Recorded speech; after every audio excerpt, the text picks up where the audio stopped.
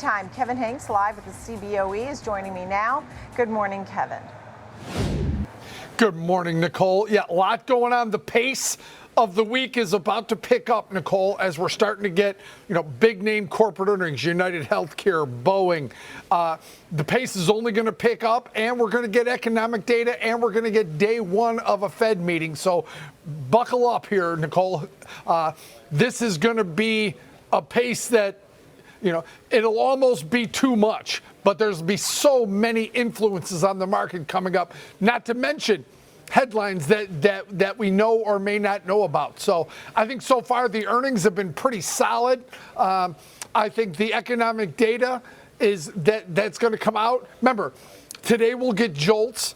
Wednesday, ADP, jobless claims on Thursday, payrolls on Friday. That'll give us a look at the labor market.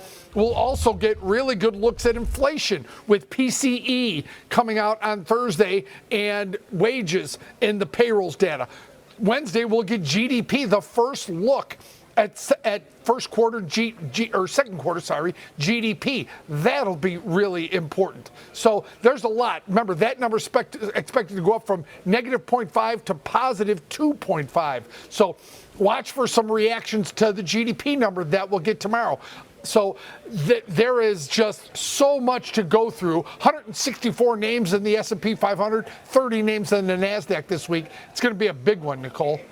Yeah, without a doubt. We still continue all the tariff talk, trade talk. With China now, we got the big news on the EU. We talked a lot about that yesterday, and today now it's all still continuing with China, right?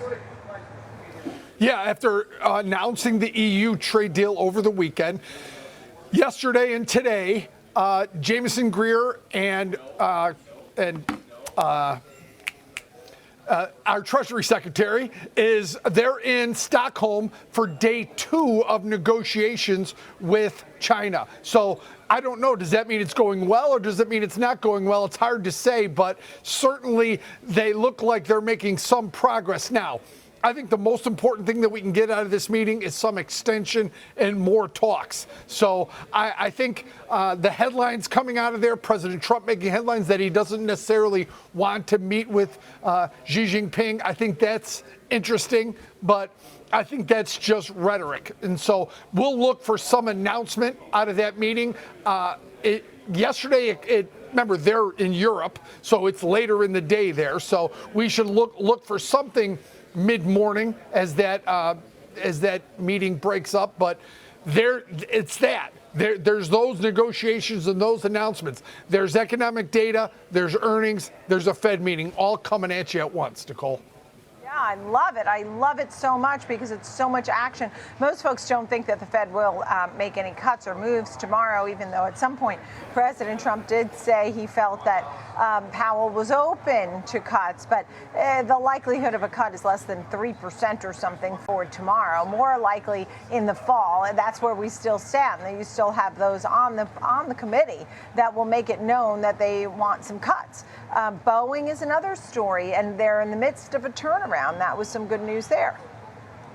Yeah, CEO Kelly Ortberg seems to have this company going in the right direction. All the numbers getting better. Deliveries.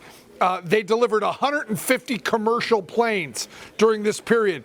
The 737 production hit 38 per month. The backlog, which is such a key for future orders, the backlog is now $619 billion, over 5,900 commercial jets. So as the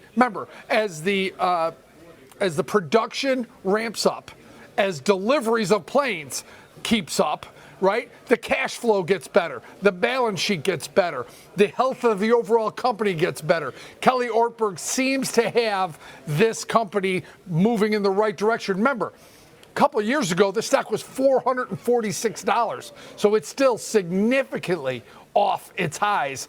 But the recovery the last few months has been significant, Nicole.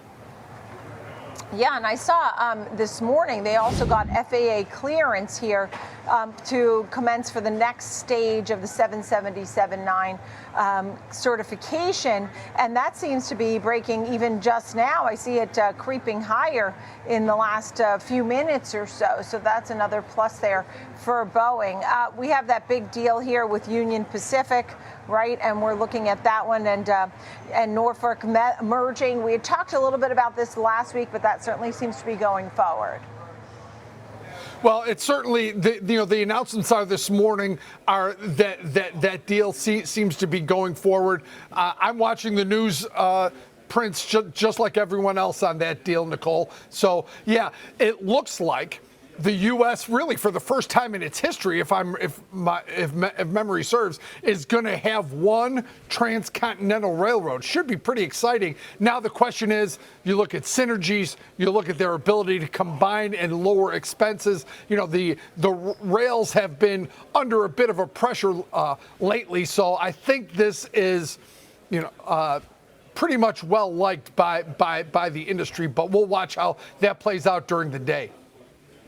Yeah, and I was looking to see if there were any big moves. I mean, over 3 months, Union Pacific's up about 7.5% because these names are not really moving today on this news.